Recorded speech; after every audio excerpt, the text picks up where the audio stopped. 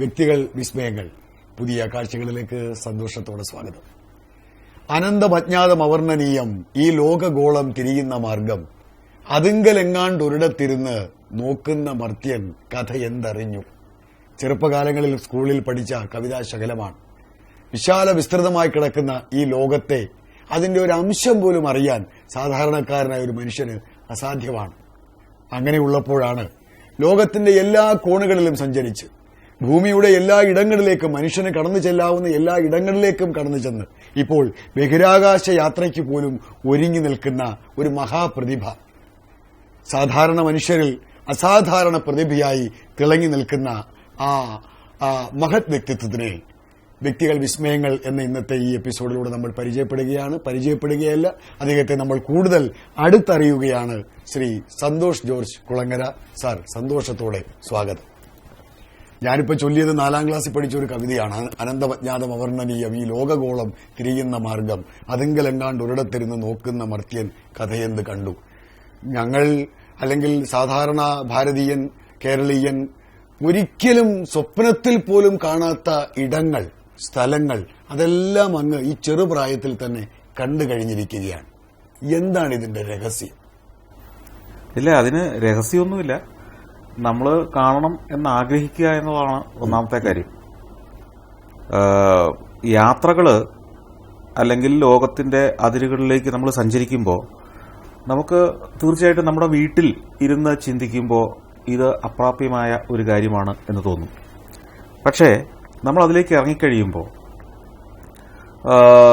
അതിനുവേണ്ടിയുള്ള ശ്രമങ്ങൾ നടത്തി കഴിയുമ്പോൾ, അതിന്റെ സാധ്യതകൾ അന്വേഷിച്ചു കഴിയുമ്പോൾ, കൂടുതൽ പഠിച്ചു കഴിയുമ്പോൾ ഇത് നമുക്ക് സാധ്യമാക്കാവുന്നതാണ് എന്ന് നമ്മൾ തിരിച്ചറിയുന്നു, കണ്ടെത്തുന്നു. അതുകൂടാതെ ലോകത്തിലെ ഏറ്റവും ദുഷ്കരവും ഏറ്റവും അകലെയുള്ളതുമായ ഒരു സ്ഥലത്തേക്കോ ബഹിരാകാശത്തേക്കോ ഒന്നും അല്ല നമ്മൾ ആദ്യം യാത്ര ചെയ്യുന്നത്. നമ്മൾ ആദ്യം യാത്ര ചെയ്യുന്നത് നമ്മുടെ തൊട്ടടുത്തുള്ള ഗ്രാമത്തിലേക്കാണ്. അത് കഴിഞ്ഞ് അതിനപ്പുറമുള്ള മലയുടെ മുകളിലേക്കായിരിക്കാം. ആ മലയിറങ്ങി നമ്മൾ ചെല്ലുന്നത് അടുത്ത നദീതീരത്തേക്കായിരിക്കാം. ആ നദിയുടെ തീരത്ത് നിന്ന് അക്കരെ എന്തായിരിക്കും എന്ന് നമ്മൾ അത്ഭുതപ്പെടുന്നു. പിന്നെ ഒരു വള്ളത്തിലോ ഒരു പാലം കടന്നോ നദിക്ക് അക്കരെ കിടക്കുന്നു. അങ്ങനെ എല്ലാ മനുഷ്യരുടെയും യാത്രകൾ ചെറിയ ചെറിയ യാത്രകളിൽ നിന്ന് തുടങ്ങി വലിയ യാത്രകളിലേക്കാണ്. പലപ്പോഴും സാധാരണ ഒരു ഇന്ത്യക്കാരനെ സംബന്ധിച്ചിടത്തോളം അല്ലെങ്കിൽ ഒരു സാധാരണ മലയാളിയെ സംബന്ധിച്ചിടത്തോളം യാത്രകൾ പലപ്പോഴും ഒരു ഘട്ടത്തിലെത്തി അങ്ങ് നിന്നു പോകുന്നത് എപ്പോഴാണ്? എന്റെ ജീവിതം അത്യാവശ്യം വരുമാനം കിട്ടുന്നു, അത്യാവശ്യം ഒരു ജോലിയാവുന്നു, എനിക്കൊരു ഭാര്യയും കുട്ടികളും ഒക്കെ ഉണ്ടാവുന്നു, അവരുടെ ജീവിതം, അതാണ് എന്റെ ജീവിതം, എന്റെ സ്വപ്നം എന്ന് തീരുമാനിക്കുന്നിടത്ത് ആ യാത്രകൾ അങ്ങ് അവസാനിക്കുകയാണ്. എന്നാൽ പലർക്കും ഈ കേരളത്തിലല്ലേ സ്വന്തം നാട്ടിൽ ഒരു ജോലി കിട്ടാതെ വരുമ്പോൾ, പ്രശ്നങ്ങളുണ്ടാവുമ്പോൾ, അവസരങ്ങൾ തേടി പോയേ പറ്റൂ എന്ന് വരുമ്പോൾ അവൻ കേരളത്തിന് വെളിയിലേക്ക് യാത്ര ചെയ്യുന്നില്ല. യാത്രകൾ അനിവാര്യമാകുന്നു. അപ്പോ ജോലിക്ക് വേണ്ടിയുള്ള യാത്രകളാണ് അതും അപ്പോഴും. അപ്പോ ജോലിക്ക് വേണ്ടി അല്ലാതെ യാത്ര ചെയ്യേണ്ടത് ആരാണ്? യാത്ര ഒരു പാഷനാക്കി മാറ്റുന്ന ആളുകൾ. നമ്മൾ പലരും അങ്ങനെയുണ്ട്, അവരെ നമ്മൾ അറിയാത്തതാണ്. ഞാൻ യാത്ര ചെയ്യുന്നത് പോലെ വളരെ കൂടുതൽ യാത്ര ചെയ്യുന്നുണ്ടാവില്ല. അതിന്റെ കാരണം എനിക്ക് യാത്ര ചെയ്തേ പറ്റൂ എന്നുള്ള ഒരു സാഹചര്യം കൂടെയുണ്ട്. കാരണം എനിക്ക് ഓരോ ആഴ്ചയും പുതിയ നാടുകളും പുതിയ കാഴ്ചകളും പ്രേക്ഷകർക്ക് കൊടുക്കുക എന്നുള്ള ഉത്തരവാദിത്തമുണ്ട്. അതില്ലായിരുന്നെങ്കിൽ ഞാനും ഇത്രയും യാത്ര ചെയ്യില്ല. പക്ഷെ ഞാൻ യാത്ര ചെയ്യുമായിരുന്നു. വെറും ഒരു കാഴ്ചക്കാരനായിരിക്കില്ല എന്നുള്ളത് ഉറപ്പ്. ടെലിവിഷന് വേണ്ടി ഒരു പരിപാടി ഉണ്ടാക്കുക അല്ലെങ്കിൽ എഴുതാൻ വേണ്ടി ഞാൻ യാത്ര ചെയ്തിട്ടുണ്ടാവും. കാരണം യാത്ര നമ്മളുടെ ഒരു രക്തത്തിൽ അലിഞ്ഞതോ അല്ലെങ്കിൽ നമ്മളുടെ ജീനുകളിൽ കിടക്കുന്നതോ ആയ ഒരാഗ്രഹമോ ഒരു ത്വരയോ എന്നൊക്കെ വേണമെങ്കിൽ പറയാവുന്നതാണ്. അപ്പൊ സാറ് കൃത്യമായി യാത്രയുടെ തുടക്കത്തിന് കൃത്യമായ ഒരു മറുപടിയാണ് നൽകിയിരിക്കുന്നത്. ഇങ്ങനെ ഘട്ടം ഘട്ടമായി സ്വന്തം വീട്ടുമുറ്റം, സ്വന്തം നാട്, ഗ്രാമത്തിന്റെ ആരും കടന്നു ചെല്ലാത്ത അസാധാരണത്വമുള്ള ചില പ്രദേശങ്ങൾ, മലമടക്കുകൾ, ഇങ്ങനെ കണ്ട് ഈ യാത്ര തുടർന്ന് അങ്ങേക്ക് ഇതിന് നിർത്തുന്നതിനെ കുറിച്ച് ആലോചിക്കാൻ പോലും ആവില്ല. ഇല്ല, യാത്രകൾ എന്ന് പറയുന്നത് നിരന്തരം നടന്നുകൊണ്ടിരിക്കേണ്ട ഒരു പ്രോസസ്സ് തന്നെയാണ്. കാരണം നമ്മൾ ഒരു ജോലി സ്ഥലത്തേക്ക് നിരന്തരം യാത്ര ചെയ്യുന്നത് എന്തുകൊണ്ടാന്ന് ചോദിച്ചു കഴിഞ്ഞാൽ നമുക്കവിടെ ജോലിക്ക് ചെല്ലണം എന്നുള്ളത് കൊണ്ട്. പക്ഷേ അത്തരമൊരു ജോലിയല്ല നമ്മുടേത്. ഇപ്പൊ എന്നെ സംബന്ധിച്ചിടത്തോളം ഞാൻ പറഞ്ഞല്ലോ, ടെലിവിഷനില് പ്രേക്ഷകരിലേക്ക് ഷെയർ ചെയ്യുന്നിടത്താണ് ഞാൻ ഇതിന്റെ ഒരു ഏറ്റവും ആസ്വാദ്യമായ ഒരു ഭാഗം കണ്ടെത്തുന്നത്. നമ്മുടെ ഒരു ഉത്തരവാദിത്വം കൂടിയാണ്. അതിന്റെ ഏറ്റവും ആധികാരികമായ ദൃശ്യങ്ങൾ, ഏറ്റവും ആധികാരികമായ വിവരണം, ഏറ്റവും ആധികാരികമായ ചരിത്രം ഉൾപ്പെടുന്ന വിവരണം, ഇതൊക്കെ കണ്ടെത്തുകയും കൂടെ വേണം. അപ്പോ ഒരു സ്ഥലത്ത് ചെല്ലുമ്പോ ആ സ്ഥലത്തെക്കുറിച്ച് ഏറ്റവും ഒരു സാധാരണ പ്രേക്ഷകനും കൗതുകവും അത്ഭുതവും ജനിക്കുന്ന കാഴ്ചകളായിരിക്കുകയും വേണം. ഓരോ യാത്ര കഴിയുമ്പോഴും അതിനേക്കാൾ അത്ഭുതം നിറഞ്ഞ മറ്റൊരു കാഴ്ചയിലേക്ക് യാത്ര ചെയ്തേ പറ്റൂ. തീർച്ചയായും. കാരണം സാധാരണ ടെലിവിഷൻ പ്രേക്ഷകരുടെ ഒരു മനോഭാവത്തിൽ നിന്ന് ചിന്തിക്കുമ്പോൾ പോലും നമുക്കറിയാമല്ലോ, ഈ ആളുകൾക്ക് അടുത്തതിലേക്ക് കടക്കുമ്പോൾ, അടുത്ത എപ്പിസോഡിലേക്ക് കടക്കുമ്പോൾ തീർച്ചയായും പഴയതിനേക്കാൾ ആവേശം ഉള്ളിക്കുന്ന ആയേ പറ്റൂ. തീർച്ചയായും തീർച്ചയായും. അപ്പോ അതിനുവേണ്ടിയും കൂടുതൽ ഈ യാത്രയുടെ അല്ലെങ്കിൽ എന്നിൽ നിന്ന് ആളുകൾ പ്രതീക്ഷിക്കുന്ന കാഴ്ചയുടെ അത്ഭുതങ്ങൾ തേടിയും എനിക്ക് നിരന്തരം യാത്ര ചെയ്യേണ്ടി വരുന്നു. അപ്പൊ അതുകൊണ്ട് പുതിയ പുതിയ ഡെസ്റ്റിനേഷൻസ് എപ്പോഴും കണ്ടെത്തിക്കൊണ്ടിരിക്കണം.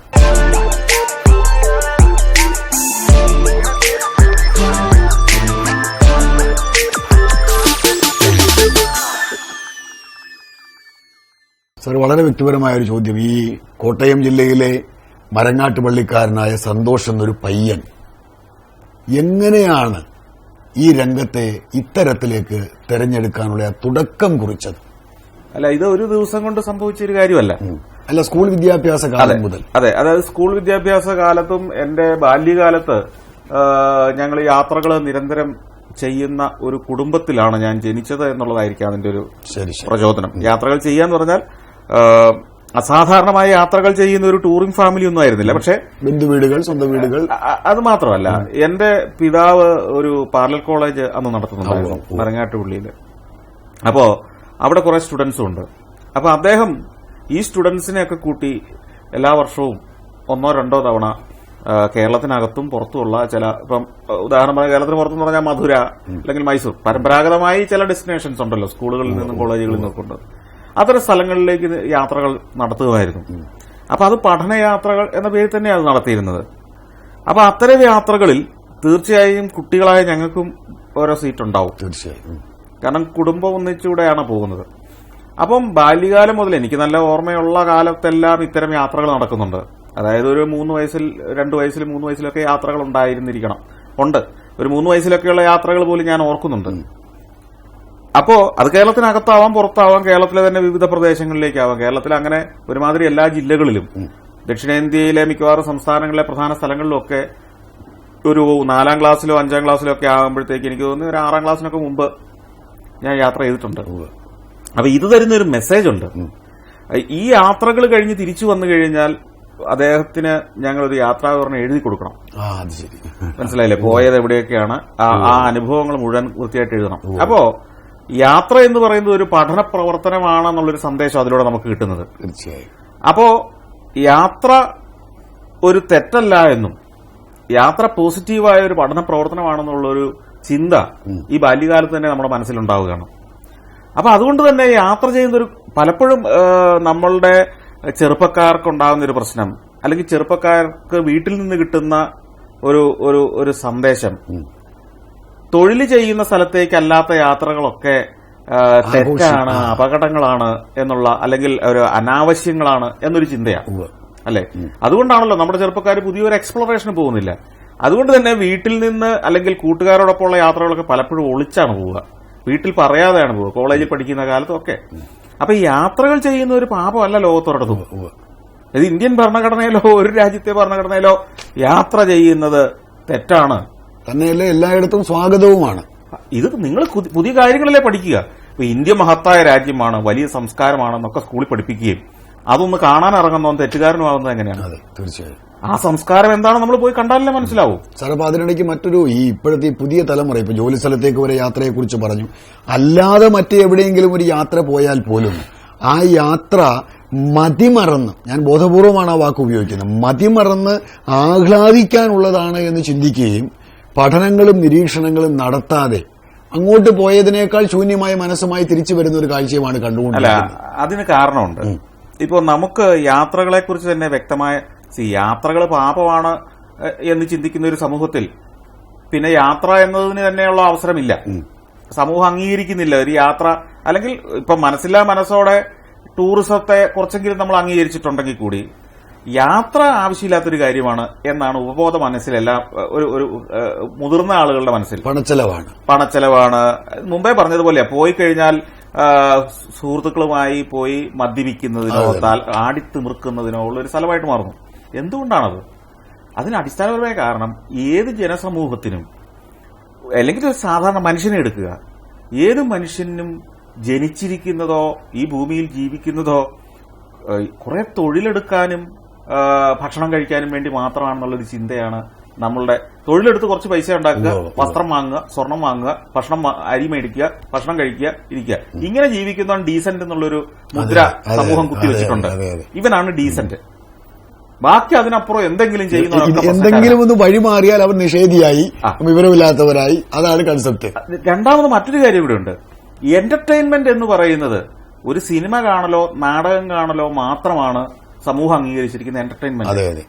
മനുഷ്യന് അത് മാത്രമല്ല. തീർച്ചയായും മനുഷ്യന് ഒരു 8 മണിക്കൂർ ജോലി ചെയ്താൽ 8 മണിക്കൂർ എന്റർടൈൻമെന്റ്, 8 മണിക്കൂർ ഉറക്കം. ഇതാണ് 24 മണിക്കൂറിനെ ഡിവൈഡ് ചെയ്യേണ്ട ഒരു രീതി. അതുകൊണ്ടാണല്ലോ രാജ്യങ്ങളൊക്കെ 8 മണിക്കൂർ അധ്വാനം, ജോലി, 8 മണിക്കൂർ അവന്റെ ഉല്ലാസത്തിന്, മാനസിക ഉല്ലാസമാവാം, ശാരീരിക ഉല്ലാസമാവാം, എന്തുവാം.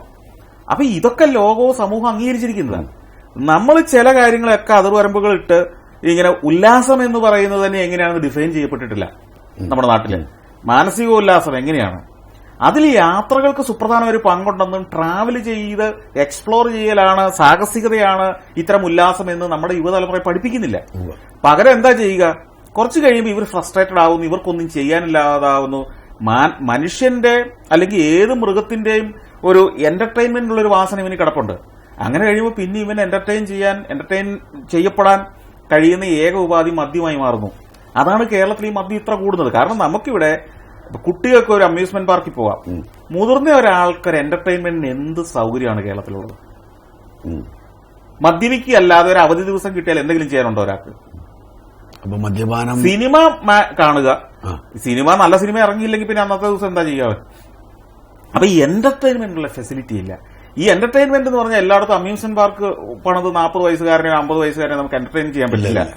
അപ്പൊ അവിടെ നമ്മൾ ലോകത്തെ മറ്റു രാജ്യങ്ങളിലേക്ക് നോക്കുക. മറ്റു രാജ്യങ്ങളിൽ പലതരത്തിലാണത്.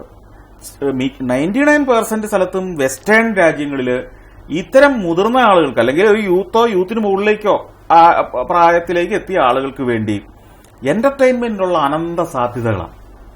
ഇപ്പം കൊച്ചിയിലൊക്കെ ഷോപ്പിംഗ് മാളുകൾ വന്നു കഴിഞ്ഞപ്പോൾ വലിയൊരു മാറ്റം വന്നു.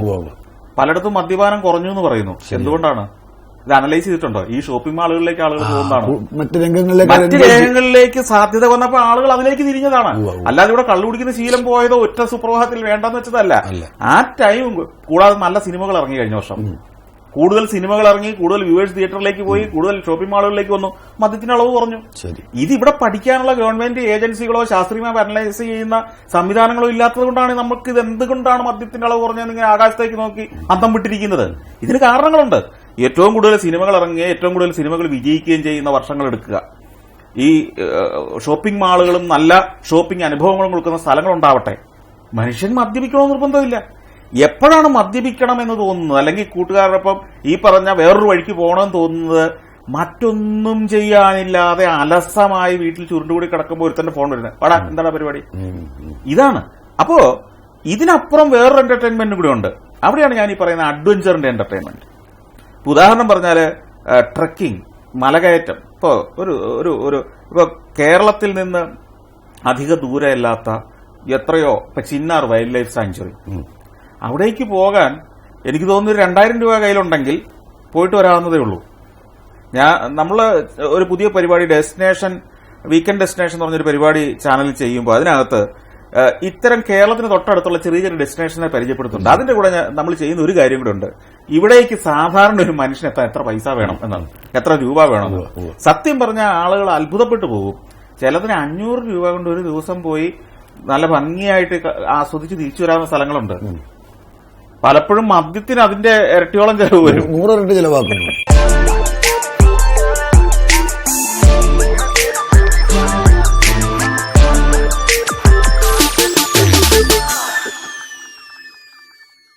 സഞ്ചാരം എന്ന് പറയുന്ന ലോക പ്രശസ്തമായ പരിപാടി എന്ന് പറയുന്നില്ല, വാസ്തവങ്ങളെ, യാഥാർത്ഥ്യങ്ങളെ എല്ലാവർക്കും പ്രാപ്യമാക്കുന്ന തരത്തിൽ അവതരിപ്പിക്കുന്ന ലോകമറിയുന്ന ആളായി സന്തോഷ് ജോർജ് കുളങ്ങര മാറിയതിന്റെ പിന്നിൽ ബാല്യത്തിലെ ഒരു വലിയ പരിശീലനം അദ്ദേഹം വ്യക്തമായിട്ട് ഇവിടെ സൂചിപ്പിക്കുകയുണ്ടായി. കുടുംബത്തോടൊപ്പം ഏതൊരു ചെറിയ യാത്രയായിക്കോട്ടെ, വലിയ യാത്രയായിക്കോട്ടെ, അത് ചെയ്തു കഴിഞ്ഞു വന്നാൽ ഉടൻ തന്നെ അച്ഛന്റെ കയ്യിലേക്ക് എവിടെ പോയി, എന്തു പോയി, ആരോടൊപ്പം പോയി, എന്തൊക്കെ കണ്ടു, ആ യാത്രാ വിവരണം തയ്യാറാക്കുന്നതിനുള്ള ശാസ്ത്രീയമായ ആ ബുള്ളറ്റുകളിലൂടെ സഞ്ചരിച്ച് അത് തയ്യാറാക്കി കൊടുത്ത് അദ്ദേഹത്തിന് കിട്ടിയ ഒരു പരിശീലനം, അതിന്ന് വലിയ യാത്രാ വിവരണങ്ങളായി അല്ലെങ്കിൽ വ്യാഖ്യാനങ്ങളായി പുസ്തക രൂപത്തിൽ, CD രൂപത്തിൽ, ചാനൽ രൂപത്തിലൊക്കെ നമുക്ക് ലഭിക്കുന്നത് ബാല്യത്തിലെ ആ ഒരു പരിശീലനമാണ്. ഇത്തരം അനുഭവജ്ഞാനമുള്ളവരുടെ ഇത്തരം അറിയിപ്പുകൾ മഹത്തായ ഉപദേശങ്ങളായി പുതിയ തലമുറയും രക്ഷാകർത്താക്കളും സ്വീകരിക്കണമെന്ന് കൂടി ഈ കൂട്ടത്തിൽ പറയുകയാണ്. സാർ, മറ്റൊരു കാര്യം ചോദിച്ചോട്ടെ, ഇതിനിടയ്ക്ക് അങ്ങ് ലോകം മുഴുവൻ കണ്ട ഒരാളാണ്. നമ്മുടെ ഈ ഇന്ത്യക്കാരന്റെ ഒരു സ്വഭാവം, പ്രത്യേകിച്ച് കേരളീയന്റെ ഒരു സ്വഭാവം, നമ്മളെ ഇകഴ്ത്തുക. കേരളം ഇങ്ങനെയാണ്, അമേരിക്ക കണ്ടുപിടി, ലണ്ടൻ കണ്ടുപിടി. ഈ ഒരു അഭിപ്രായത്തോട് അങ്ങ് ഈ ലോക സഞ്ചാരം നടത്തി അങ്ങ് ഇതിനെ എങ്ങനെയാണ് കാണുന്നത്? ഇത് രണ്ടു തരത്തിലുണ്ട്. ഈ പറഞ്ഞ പോലെ വലിയൊരു ശതമാനം നമ്മളുടെ നാടാണ് എല്ലാ തിന്മകളുടെയും നാട് എന്ന് നിരന്തരം പ്രസംഗിച്ചുകൊണ്ടിരിക്കുന്നവരുണ്ട്. എന്നാൽ ചില ആളുകൾ നേരെ തിരിച്ചും നമ്മൾ കണ്ടിട്ടുണ്ടല്ലോ, ലോകത്തിലെ ഏറ്റവും സംസ്കാര സമ്പന്നമായ നമ്മുടേതാണെന്നും പറയുന്നുണ്ട്. ഇതിന്റെ രണ്ടിന്റെയും മധ്യത്തിലുള്ള ഒരു സ്ഥാനമാണ് നമ്മൾ യഥാർത്ഥത്തിൽ ശരി എന്ന് പറയുന്നത് നമുക്ക് കാണാൻ പറ്റുന്നത്. കാരണം ഒരു നാടും എല്ലാ തിന്മകളുടെയും നാടല്ല, എല്ലാ നന്മകളുടെയും നാടല്ല. മനുഷ്യരാണല്ലോ ഒരു നാടിനെ സൃഷ്ടിക്കുന്നത്, അല്ലാതെ മണ്ണും കല്ലും അല്ല. മണ്ണിനും കല്ലിനും ഒരു തിന്മ ചെയ്യാനും പറ്റില്ല. അപ്പം മനുഷ്യരുടെ തിന്മകളോ നന്മകളോ ആണ് ഒരു നാടിന്റെ നന്മയോ തിന്മയോ ആക്കുന്നത്. അപ്പം ഭാവനയുള്ള മനുഷ്യരുണ്ടെങ്കിൽ നല്ല നാടാണെന്ന് നമ്മൾ പറയും. ഇമാജിനേറ്റീവായ ഭരണാധികാരികളുണ്ടെങ്കിൽ ഭരണാധികാരികൾ എവിടെ നിന്നാണ്? ജനങ്ങളിൽ നിന്ന് തന്നെയാണ് വരുന്നത്. ആ ഭരണാധികാരികളുള്ള നാട് നല്ല നാടാണെന്ന് നമ്മൾ പറയും. ജീവിക്കാൻ സൗകര്യമുള്ള നാടാവും. അവിടെ ഒരു വ്യക്തിക്ക് ജീവിതത്തിന് ആവശ്യമുള്ള ഇത്തരം ധാർമ്മികവും മാനുഷികവും വിദ്യാഭ്യാസപരവും ഒക്കെയായ നിരവധി മൂല്യങ്ങളും കൂടെ കൊടുക്കുന്ന ഒരു സമൂഹമായിരിക്കണം തീർച്ചയായിട്ടും. അങ്ങനത്തെ ഒരു നാടാണ് ഒരു നല്ല നാട് എന്ന് നമുക്ക് നമ്മളുടെയൊക്കെ സങ്കല്പത്തിൽ, അല്ലെ? ആ മൂല്യങ്ങൾ കൊടുക്കുന്ന ഒരു നാട് തന്നെയാണ് നമ്മുടെ നാട്, അതിനകത്ത് സംശയമൊന്നുമില്ല. സർ, അങ്ങനെ വരുമ്പോൾ വിദേശ രാജ്യങ്ങളിലെ കർശനമായ നിയമ സംവിധാനങ്ങൾ ഭാരതത്തിൽ, കേരളത്തിൽ അതുമൂലം ഉണ്ടാകുന്ന വിട്ടുവീഴ്ചകൾ ഇവിടെ കൂടുതൽ സൗജന്യങ്ങൾ കൊടുക്കുന്നതായിട്ട് അങ്ങേക്ക് തോന്നിയിട്ടുണ്ടോ? അല്ല, അതിന്റെ കാരണം എന്താ വെച്ച് കഴിഞ്ഞാല് ഡെമോക്രസി എന്ന് പറയുന്ന സംവിധാനത്തിൽ, പ്രത്യേകിച്ച് നമ്മളുടേതുപോലെ ഇപ്പൊ 60 വർഷമായെങ്കിൽ കൂടി ഡെമോക്രസിക്ക് ഒരു വലിയ പ്രശ്നമുണ്ട്. ഡെമോക്രസി ജനങ്ങളാണ് തീരുമാനമെടുക്കുന്നത്. ഇപ്പൊ നമ്മളൊരു സ്കൂളില് കുട്ടികളാണ് തീരുമാനമെടുക്കുന്നതെങ്കിൽ എന്തായിരിക്കും? അവിടെ എപ്പോഴും ശരിയായ തീരുമാനങ്ങളാവണമെന്നില്ല, വികാരപരമായ തീരുമാനങ്ങളാവാം, അവരുടെ സൗകര്യങ്ങൾക്ക് വേണ്ടിയുള്ളതാവാം. മുതിർന്നവര് അല്ലെങ്കിൽ അധ്യാപകര് എടുക്കുന്ന ഒരു തീരുമാനമായിരിക്കും കൂടുതൽ ശരിയെന്ന് നമുക്ക് വേണേൽ പറയാം, മുൻതൂക്കം. പക്ഷെ എണ്ണം നോക്കിയിട്ടാണെങ്കിൽ അവിടെ കുട്ടികളായിരിക്കും കൂടുതൽ സ്കൂളില്. അപ്പം അവിടുത്തെ ഭൂരിപക്ഷം പേരുടെ അഭിപ്രായം നോക്കിയിട്ട് സ്കൂളിൽ ഒരു തീരുമാനം എടുത്ത് എങ്ങനെ ഉണ്ടാവും? തീർച്ചയായിട്ടും കുട്ടികൾക്ക് അനുകൂലമായിട്ടേ വരും. അപ്പം വിദ്യാഭ്യാസവും ലോക പരിജ്ഞാനവും വീക്ഷണവും മൂല്യബോധവും ഉള്ള ജനസമൂഹം വിദ്യാഭ്യാസത്തിലൂടെ വളർന്നു വന്നു കഴിയുമ്പോൾ ഡെമോക്രസി ഏറ്റവും മികച്ച ഭരണ സംവിധാനമാകുന്നു. എന്നാൽ വിദ്യാഭ്യാസമില്ലാത്ത, പിന്നോക്കാവസ്ഥയിൽ നിൽക്കുന്ന, മൂല്യബോധമില്ലാത്ത ഒരു ജനസമൂഹമാണ് തീരുമാനമെടുക്കുന്നതെങ്കിലോ ഡെമോക്രസി പാളിപ്പോവുകയും ചെയ്യും. അപ്പോ ഇത്തരം പ്രശ്നങ്ങൾ ഇന്ത്യ പോലുള്ള ഒരു രാജ്യം നേരിടുന്നുണ്ട് ഇനീഷ്യൽ സ്റ്റേജിൽ. അപ്പോൾ വിദ്യാഭ്യാസം കൂടുതൽ എത്തുകയും മികച്ച പൌരന്മാരാക്കി പുതിയ തലമുറയെ വളർത്തിയെടുക്കുകയും ചെയ്തു കഴിയുമ്പോൾ അത്തരം പ്രശ്നങ്ങളെല്ലാം മാറും. നമ്മളുടെ ഭരണാധികാരികള് പലപ്പോഴും ഈ വിദ്യാഭ്യാസം കൊടുത്ത് സമൂഹത്തെ മാറ്റിയെടുക്കാനുള്ള ശ്രമം നടത്തുന്നതിന് പകരം പലപ്പോഴും ചില ഗിമ്മിക്സ് കൊണ്ട് അവരെ വശീകരിച്ചെടുത്ത് വോട്ട് വാങ്ങുക എന്നതിലേക്ക് വരുമ്പോഴാണ് മുമ്പേ പറഞ്ഞ ഈ പ്രശ്നം വരുന്നത്. ഈ നമുക്ക് നമ്മളുടെ ആശയത്തിൽ ഉറച്ചു നിന്ന് അതിലേക്ക്, അത് ശരിയാണെങ്കിൽ അതിലേക്ക് സമൂഹത്തെ വളർത്തിക്കൊണ്ടുവരുന്നതാണ് ശരിക്കും പറഞ്ഞാൽ വിദ്യാഭ്യാസത്തിന്റെ ഒരു അടിസ്ഥാന ജോലി, അല്ലെ? യഥാർത്ഥ മൂല്യങ്ങളിലേക്ക്, യഥാർത്ഥ ലക്ഷ്യങ്ങളിലേക്ക്, യഥാർത്ഥ നമ്മളുടെ രാജ്യത്തിന്റെ ലക്ഷ്യങ്ങളിലേക്ക് ആ പൌരന്മാരെ വളർത്തിയെടുത്തുകൊണ്ടുവരുന്നതിനുള്ള ചിട്ടയും അടുക്കുള്ള ഒരു പദ്ധതിയാണല്ലോ വിദ്യാഭ്യാസം എന്ന് പറയുന്നത്.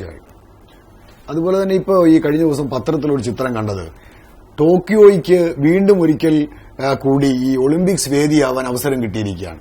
ഒളിമ്പിക്സ് വേദിയായി ടോക്കിയോയെ തെരഞ്ഞെടുത്തിരിക്കുന്നു 2020 മറ്റോ തെരഞ്ഞെടുത്തിരിക്കുന്നു എന്നുള്ളൊരു അനൗൺസ്മെന്റ് കേട്ടപ്പോൾ ടോക്കിയോ നിവാസികളായ ജനങ്ങൾ കാണിക്കുന്ന ആവേശത്തിമിർപ്പിന്റെ ഒരു ഫോട്ടോയാണ് കണ്ടത്.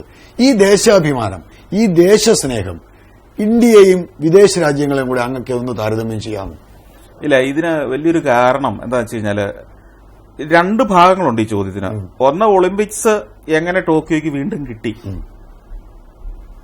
ഇന്ത്യക്ക് എന്തുകൊണ്ട് അത്ര ഒരു കാര്യത്തെക്കുറിച്ച് ഇപ്പോഴും സ്വപ്നം കാണാൻ പറ്റുന്നില്ല? അല്ല, ഞാൻ ചോദിച്ചത് അതുപോലെ നമ്മുടെ രാജ്യം എന്നൊരു ടൈറ്റിൽ വരുമ്പോൾ കാണിക്കുന്ന ഒരു ആവേശം കൊള്ളിക്കുന്ന ഒരു പ്രോസസ് ഉണ്ട് അവിടെ. ഇപ്പം ഇന്ത്യക്ക് അത് കിട്ടിയാലല്ലേ നമുക്ക് ആവേശം കൊള്ളാൻ കഴിയും. അതുപോലെ അല്ല, ഇത് ആവേശം കൊള്ളിക്കുന്നത് ഇന്നത്തെ കാലത്ത് ടെലിവിഷൻ വളരെ പ്രചാരം കിട്ടിയ ഒരു കാലത്ത് നമുക്ക് ജപ്പാനിൽ എന്ത് നടക്കുന്നു, എങ്ങനെ മനുഷ്യൻ ജീവിക്കുന്നു, അമേരിക്കയിൽ എങ്ങനെ ജീവിക്കുന്നു എന്നൊക്കെ ഇന്ന് കുറെയൊക്കെ ആളുകൾ മനസ്സിലാക്കി കഴിഞ്ഞു. അവിടെ കിട്ടുന്ന സൌകര്യങ്ങളെക്കുറിച്ച്, അവിടുത്തെ ടെക്നോളജികളെക്കുറിച്ചൊക്കെ. അപ്പോ ഒരു ചെറിയ കാര്യമൊന്നും ഒരു സാധാരണ ഇന്ത്യക്കാരനെ വലിയധികം ആവേശം കൊള്ളിക്കാത്ത കാലത്തിലേക്ക് എത്തിക്കഴിഞ്ഞു നമ്മള്. കാരണം നമ്മളിവിടെ പറയുന്നതോ ആഘോഷിക്കാൻ ആവശ്യപ്പെടുന്നതോ ഒക്കെ വളരെ സാധാരണമായ കാര്യങ്ങളാണ്. ഇത്തരത്തിൽ എക്സൈറ്റ് ചെയ്യുന്ന ഒരു കാര്യം പറഞ്ഞാൽ ഇന്ത്യക്കാരൻ ആഘോഷിക്കുക തന്നെ ചെയ്യും, ഒരു സംശയവുമില്ല. ദേശാഭിമാനത്തിന്റെ കാര്യം നമുക്ക് ഉദാഹരണങ്ങളുണ്ടല്ലോ. ഇപ്പൊ കോമൺവെൽത്ത് ഗെയിംസ് എന്ന് പറയുന്നത് ലോകത്തെ സ്പോർട്സിന്റെ മേഖലയിലെ അത്ര വലിയ സംഭവമൊന്നുമല്ല. വേൾഡ് കപ്പ് ഫുട്ബോൾ പോലെ ഒരു സംഭവമാണ്, ഒളിമ്പിക്സ് പോലൊരു സാധനം പോലും അല്ല. എന്തിനേറെ ഏഷ്യാഡിന്റെ അത്ര പോലും, ഏഷ്യൻ ഗെയിംസിന്റെ അത്ര പോലും പ്രാധാന്യം കൊടുക്കുന്ന ഒരു സാധനമല്ല. അങ്ങനെ ഒരു മത്സരം അല്ലെങ്കിൽ അങ്ങനെ ഒരു കോമൺവെൽത്ത് ഗെയിംസ് നമ്മൾ സംഘടിപ്പിച്ചിട്ട് അതിന്റെ നാണക്കേട് 5-ാം കൊല്ലം പോലും മാറിയിട്ടില്ല, മനസ്സിലായില്ലേ? ഇത് നടക്കുന്ന സമയത്ത് ഞാന് വേറെ ഏതൊരു രാജ്യത്തായിരുന്നു. ഈ കോമൺവെൽത്ത് നടക്കുന്ന സമയത്ത് സഞ്ചാരത്തിന്റെ ഷൂട്ടുമായിട്ട് ബന്ധപ്പെട്ട് ഞാൻ അമേരിക്കയിലായിരുന്നോ അതോ കരീബിയൻ എവിടെയോ ആയിരുന്നു. ഏതായാലും അവിടെയുള്ള പത്രങ്ങളുടെ സ്പോർട്സ് പേജിൽ ഇന്നത്തെ തമാശ എന്ന മട്ടിൽ ഈ കോമൺവെൽത്ത് ഗെയിംസ് നടന്ന ഓരോ സാധനങ്ങൾ പബ്ലിഷ് ചെയ്തുകൊണ്ടിരിക്കുകയായിരുന്നു ഡെയിലി. ഞാൻ വായിച്ചുകൊണ്ടിരുന്ന പത്രത്തിൽ ഡെയിലി ഒരു കോളം ഇന്നത്തെ കോമൺവെൽത്ത് തമാശ എന്ന് പറഞ്ഞിട്ടായിരുന്നു ഓരോ ദിവസവും. ഒരു ദിവസത്തെ കഥ ഞാൻ ഓർക്കുന്നു. ഈ ലോകത്തിന്റെ എല്ലാ ഭാഗത്തുനിന്നും വന്ന ഈ കായിക താരങ്ങൾക്ക് താമസിക്കാൻ കൊടുത്ത മുറിയിലെ ടാപ്പ് തുറക്കുമ്പോൾ വായുവാണ് അതിലൂടെ വരുന്നതെന്ന് പറഞ്ഞിട്ട് ഈ വായു കൊണ്ട് കുളിക്കുന്ന വിദ്യ ഇന്ത്യക്കാർക്ക് മാത്രം അറിയുമെന്ന് പറഞ്ഞിട്ടൊരു സാധനം. മറ്റൊരു ദിവസത്തേത് സ്വിമ്മിംഗ് പൂൾ ഉണ്ടല്ലോ, ഈ ഇവരുടെ മത്സരത്തിലുള്ള പൂളില് മുഴുവൻ പ്രാവിൻ കാഷ്ടം. രാവിലെ നോക്കുമ്പോൾ പ്രാവ് മുഴുവൻ കുളിച്ചിട്ട് അതിനകത്ത് പ്രാവിന്റെ തൂവലും എന്ന് പറഞ്ഞിട്ട് അതിന്റെ ഫോട്ടോ സഹിതം പ്രാവിനൊപ്പം നീന്താം എന്നാ പറഞ്ഞിട്ട് ക്യാപ്ഷൻ കൊടുത്തിട്ട് സാധനം. ഇങ്ങനെ ഓരോ ദിവസവും ഫൺ ഓഫ് ദ ഡേ എന്ന് പറഞ്ഞ് ഇവരെ ആക്ഷേപിക്കുകയായിരുന്നു. ഇതൊരിക്കലും ഇന്ത്യക്കാരൻ ചിലപ്പോൾ അറിയുന്നുണ്ടാവില്ല. വിദേശത്തുള്ള ആളുകളിലേക്ക് നമ്മുടെ രാജ്യത്തെ കൊടുക്കുന്ന മെസ്സേജ് എന്താ?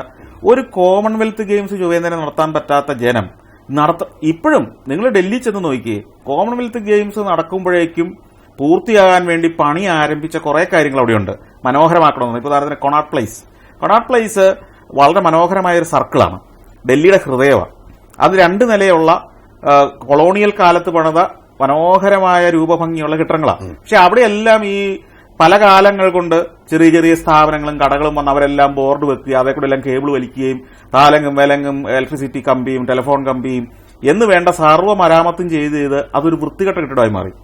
ഈ ഡൽഹി അതോറിറ്റി, ഏതോ ഒരു അതോറിറ്റി, എനിക്ക് തോന്നുന്നു അതിന് ഏത് ഗവൺമെന്റ് ഡിപ്പാർട്ട്മെന്റ് അതിന്റെ ചുമതല എനിക്കറിയില്ല, അവരതിനെ ഒരു പ്ലാൻ കോമൺവെൽത്ത് ഗെയിംസ് വരുന്നതിന് മുമ്പ് ആ ഭാഗം ബ്യൂട്ടിഫൈ ചെയ്യുക, തറ മുഴുവൻ ഗ്രാനൈറ്റ് വിരിക്കുക, പാർക്കിംഗ് ഫെസിലിറ്റി ഗംഭീരമായിട്ടുണ്ടാക്കുക, പ്ലാസ്റ്ററിംഗ് പോയതെല്ലാം മാറ്റി മൊത്തം പ്ലാസ്റ്ററിംഗ് മാറ്റിയിട്ട് പഴയ ആ മറ്റേ കൊളോണിയൽ ശൈലിയിൽ തന്നെ റീപ്ലാസ്റ്റർ ചെയ്തെടുക്കുക എന്ന് പറഞ്ഞ തുടങ്ങി.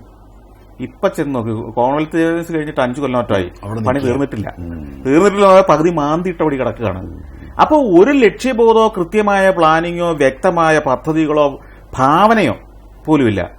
ഭാവനയില്ല എന്ന് പറയാൻ എനിക്ക് തോന്നുന്ന ഇന്ത്യക്കാരായിരിക്കാം ഏറ്റവും സർഗശേഷി കുറഞ്ഞ ജനവിഭാഗം എന്ന് എനിക്ക് പലപ്പോഴും തോന്നിയിട്ടുണ്ട്. കാരണം നമ്മുടെ ഒരു പൌരാണിക സംസ്കാരത്തിന്റെ ഭാഗമായ ഒരു നഗരത്തിലേക്ക് ചെല്ലുക എന്ന് വിചാരിക്കുക.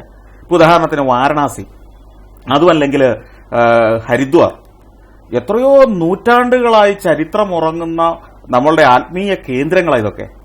വാരണാസി എന്ന് പറയുന്നത് ലോകത്തെ ഏറ്റവും പഴക്കമുള്ള ഒരു പട്ടണം. അതായത് തുടർച്ചയായി ജനം വസിച്ചു വരുന്ന 2000, 3000, 4000 വർഷത്തെ പാരമ്പര്യമുള്ള ഒരു പട്ടണമാണ്. ആ പട്ടണത്തിന്റെ ഗലികളിലൂടെ നമ്മൾ നടക്കുമ്പം മൂത്രം നാറിയിട്ട് നമുക്ക് മലം നാറിയിട്ട് നമുക്ക് അതിലൂടെ നടക്കാൻ വയ്യ.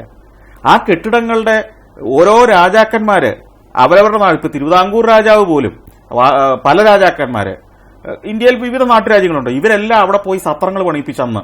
അതായത് സ്വന്തം നാട്ടുകാർ ചെന്നാൽ അവിടെ ചെന്നാൽ താമസിക്കാനുള്ള സൗകര്യം എന്നും രാജാവ് വന്നാൽ താമസിക്കാനും. അത് ഓരോ നാടിന്റെയും ശൈലിയിലാണ് കല്ലുകൊണ്ട് മനോഹരമായി കൊത്തുപണി. അതിന്റെ എല്ലാം മുകളിൽ കൂടെ പ്ലാസ്റ്റർ ചെയ്ത് ചുടുകട്ട കൊണ്ട് വേറൊരു കക്കൂസും കൂടെ ചേർത്ത് കെട്ടി.